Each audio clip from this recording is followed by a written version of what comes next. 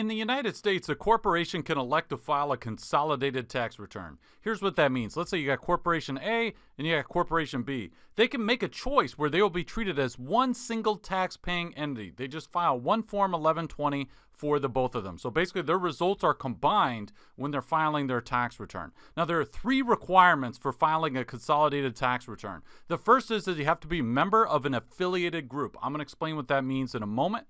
And then you also have to be a type of company that is not automatically ineligible. For example, a partnership cannot be part of a consolidated tax return ever. And you also have to meet the compliance requirements. So I'm going to go through each of these in turn. Let's start with the first requirement, being part of an affiliated group. Here's what that means. So one corporation in the group, and there could be 2 corporations in the group, it could be 5, it could be 20, but one corporation needs to own at least 80% of the voting power and value of another corporation's stock. Okay, so now again, as I said, you can have more than 2. You could have 25. Multiple chains are allowed, but there has to be an identifiable parent. An identifiable parent would be a company that owns at least 80% and is clearly the parent. Let me give you an example here. It's a little bit easier to understand. So let's start with a simple one. So we just got 2 corporations.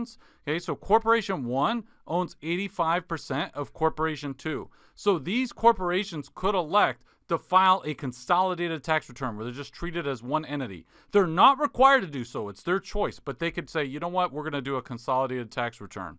Now, when we look at this here, now we've got 3 corporations. Now this is where it gets a little bit tricky. So Corporation 1, let's say they own 85% of Corporation 2, and then Corporation 2 owns 60% of Corporation 3. So in this case, we'd say, okay, so if we don't have this here, ignore this here for a second. If Corporation 1 owns 85% of Corporation 2 and Corporation 2 owns 60% of Corporation 3, then only these 2 corporations could be a consolidated entity. Now, if it's the case where the Corporation 1 owns the remaining 40% of Corporation 3, and let me just be clear, I know it's a little confusing. So in this case, Corporation 1 owns 85% of Corporation 2, so clearly those 2 go together, but Corporation 2 owns 60% of 3, and then the remaining 40% of 3 is owned by Corporation 1. In that case, all 3 of them could be basically a consolidated entity if they want. They could elect to be a consolidated entity.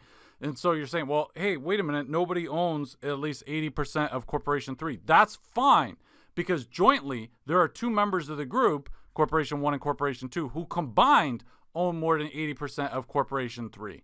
There just needs to be at least one that owns more than 80% of another corporation, and that is the case here. Corporation 1 is clearly the parent in this case. It is the parent. Okay, and it owns more than 80% of Corporation 2. So these 3 in this scenario could also, they'd be considered affiliated group, be able to file a consolidated tax return.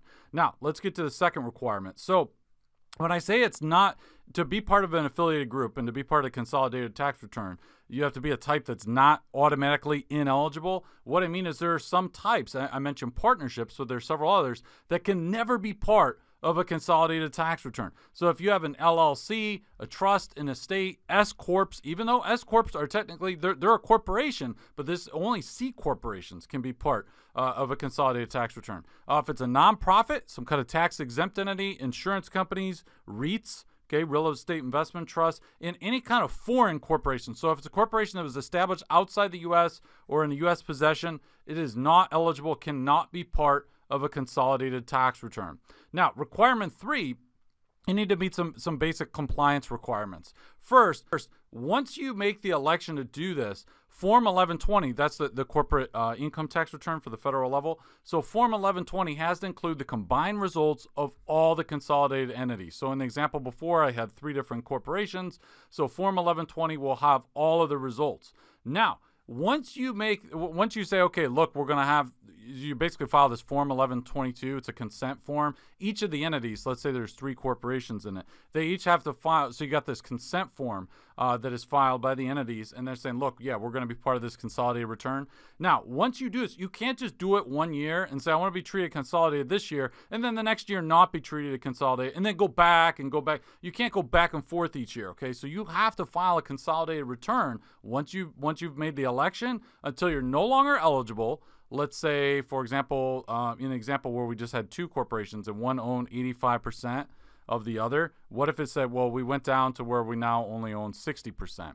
Okay, so then it's like, well, they don't own at least 80% of the vote and value of another corporation. So if you're no longer eligible, or if you make an election to deconsolidate, again, the clear principle is here, you can't flip back and forth just based on convenience, where this year we're going to consolidate, next year not be consolidated, then the next year consolidate again. You can't do that. And then each year, so then after they've initially filed the election to be treated as consolidated taxpayer or consolidated tax return, then after that, the consolidated entity has to file this Form 851 every year. Then it lists all the different members of the affiliated group.